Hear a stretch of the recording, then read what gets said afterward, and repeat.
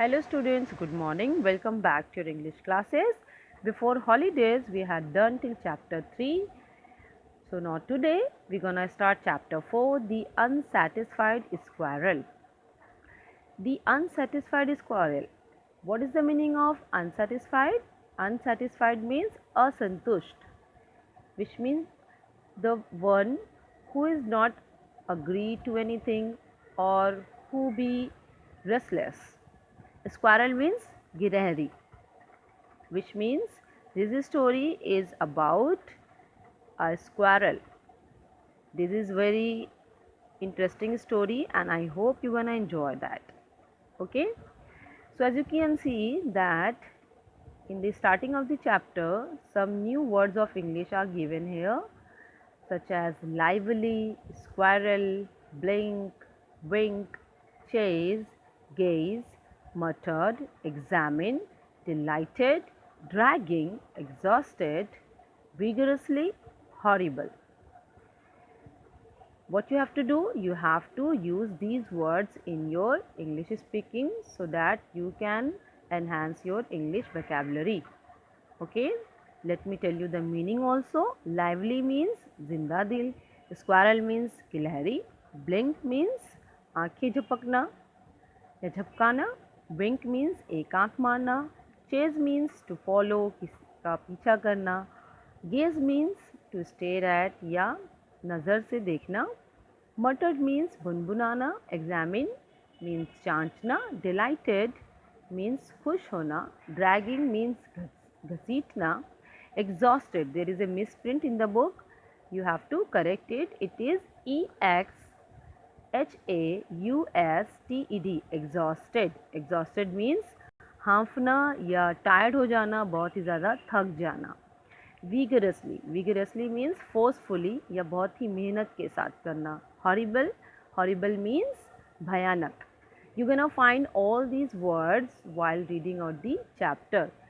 So let's start the reading of the chapter.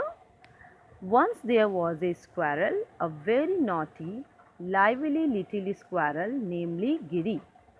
तो एक time की बात है कि एक बहुत ही ज़्यादा नॉटी मीन शरारती, बहुत ही ज़्यादा नॉटी सी और बहुत ही फुर्तीली एक्टिव एक छोटी सी गिलहरी थी जिसका नेम था गिरी.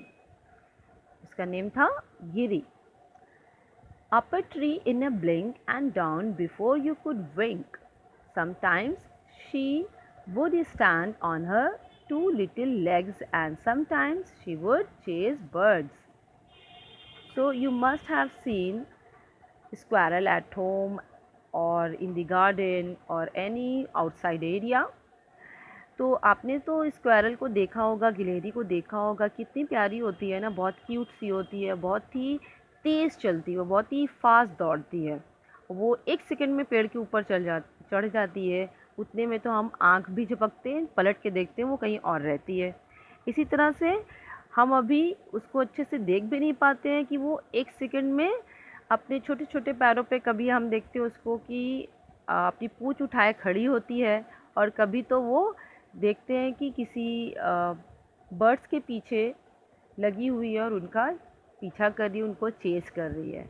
तो इसमें बहुत ही अच्छे से गिलहरी को डिस्क्राइब किया गया है और हम रियल लाइफ में भी स्क्वायरल को ऐसे ही पाते हैं कि वो बहुत ही चंचल होती हैं, फुर्तीली होती हैं और एक सेकंड में आंख झपकते ही, पलक झपकते ही वो पेड़ पे चढ़ जाती है, फिर नीचे उतर जाती हैं, फिर कभी खड़ी हो जाती हैं, फिर जैसे हम उनके करीब जाते हैं तो वो दौड़ के भाग जाती हैं और फिर उसके बाद कभी कभी वो बर्ड्स का पीछा भी करती हैं.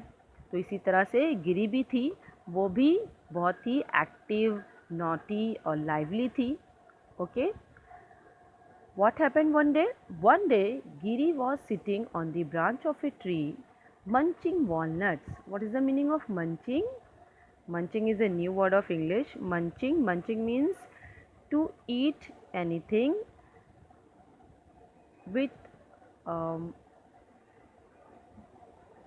audibly. In Hindi you can say चटकारे लेके खाना. तो उस वक्त वो अखरोट खा रही थी, गिलहरियाँ अखरोट को बहुत पसंद करती हैं, वॉलनट को खा रही थी, वॉलनट मीन्स अखरोट. तो उस वक्त वो बहुत ही चटकारे ले लेके पेड़ पे थी और पेड़ के एक शाखा पे चढ़ी हुई थी और वहीं पे गिरी बहुत ही मज़े ले लेके अखरोट खा रही थी। Suddenly her gaze fell upon her tail. और आप देखोगे कि जब रुकी हुई रहती हैं, स्टैंड रहती हैं गिलहरियाँ या स्क्वेरल, तो उनकी जो पूँछ होती है वो बिल्कुल उठ जाती है और इतनी लाइट होती है कि वो अपने आप ही उड़ जाती है। तो इसी तरह से वो खाते खाते उसकी नज़र अपने पूँछ पे पड़ी, अपनी टेल पे पड़ी, तो उसने देखा हो muttered Giri to herself. Muttered means to speak in a low manner, भुनभुनाना। तो उसने अपने आप में ही बुड़बुड़ाया कि what good is it tail like this. इस पूंछ का आखिर क्या काम है? So light that you can't even feel it is there. तो उसने कहा कि ऐसी पूंछ होने से क्या फ़ायदा है कि इतनी हल्की है कि लगता ही नहीं है कि ये है भी। Now what can be done, wondered Giri. और फिर उसके बाद गिरी बहुत ही ज़्यादा सैड हो जाती है और अपनी पूँछ के बारे में ही सोचना शुरू कर देती है। Wondered means to pondering over, या किसी चीज़ के बारे में डीपली सोचना। तो इस तरह से गिरी भी अपनी पूँछ को लेके सोचने लगती है कि क्या किया जाए। उसकी पूँछ तो, उसकी टेल तो बहुत ही ज़्यादा हल्की है। और वो क्या सोचती है, let's see further, turn over the page. Giri pondered over her problems for a long time till she came up with an idea. Pondered means to think. Why not go to Dr. Bholu the bear? तो गिरी बहुत देर तक सोचती रही इस बारे में, अपनी problem के बारे में, कि उसकी पूँछ इतनी हल्की क्यों है। और बहुत ही देर तक सोचने के बाद उसके माइंड में एक आइडिया आया कि क्यों ना डॉक्टर भोलू के पास चला जाए। डॉक्टर भोलू किसका नेम था? एक बेयर का नेम था, एक भालू का नेम था। ठीक है, भालू का नेम था doctor Bholu. So off went Giri to the hospital. To the hospital where Dr. Bholu worked. In the hospital was a cupboard where tails, legs and ears of different animals were kept. तो ये सोचने के बाद गिरी वहाँ से hospital के लिए रवाना हो गई और वहाँ पे पहुँची जहाँ पे डॉक्टर भोलू काम करते थे हॉस्पिटल में। उस हॉस्पिटल में एक कबर्ड होता है। कबर्ड मीन्स जो वॉल पे अलमीरा लगी हुई होती है, उसको बोलते हैं। तो कबर्ड में ही वहाँ पे दूसरे एनिमल्स की पूँछ, कान, लेग्स, इस तरह से बहुत सारे पार्ट्स रखे हुए होते हैं। Then what she thinks, I shall look for a suitable tail for myself while I wait for doctor Bholu. तो उस वक्त डॉक्टर भोलू वहाँ नहीं होते। उतनी देर में कबर्ड में सब कुछ दूसरे एनिमल्स की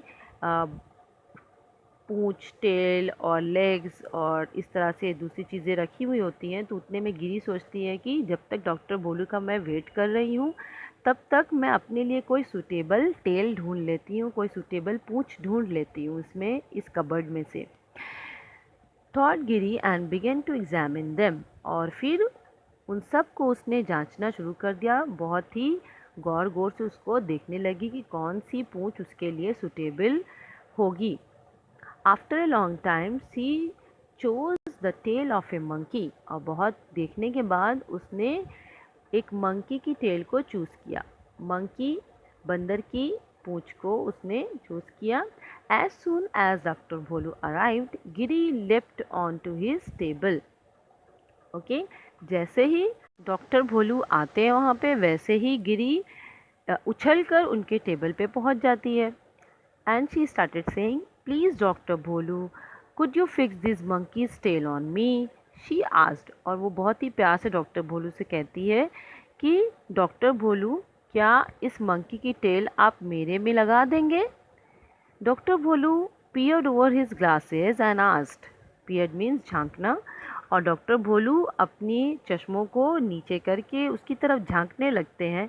What on earth for? What's the matter with your tail? ऐसा क्या हो गया है तुम्हें? अपनी पूँछ से क्या प्रॉब्लम है? I want to change my tail, insisted Giri. Insisted means बार बार उस चीज़ के लिए बोलना। ठीक है, तो गिरी ने कहा कि मुझे अपनी पूँछ चेंज करनी है।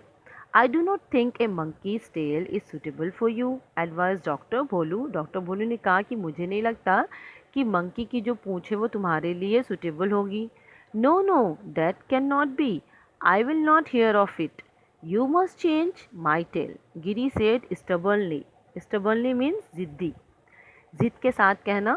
ओके, तो गिरी ने बिना कुछ सुने ही कहा कि नहीं नहीं नहीं, मुझे ये नहीं सुनना है, मुझे आपसे ना नहीं सुननी है, आपको कैसे भी मेरी पूंछ को चेंज करना पड़ेगा। वो यहाँ पे ज़िद पे आ जाती है और डॉक्टर को वो कन्विंस करती है कि उसको अब अपनी टेल चेंज करनी है और अपनी टेल की जगह पे एक मंकी की टेल को फिक्स करवाना है। all right, as you wish, I shall change your tail, but Dr. Bholu replied, pushing his glasses further up on his nose. तो क्योंकि वो उस वक्त गिरी बहुत ही ज़्यादा ज़िद करने लगी कि उसकी पूंछ को चेंज कर दिया जाए, इसलिए डॉक्टर भोलू को कन्विंस होना पड़ा और मानना पड़ा। तो उसने बोला कि ठीक है, मैं तुम्हारी पूंछ चेंज कर दूंगा। लेकिन अभी वो कुछ बोलने ही वाले थे और अपने चश्मे को नीचे वो नाक के पास लाकर वो सारी बातें बोल रहे थे। इतने में फिर गिरी ने क्या कहा, we will see in the next class.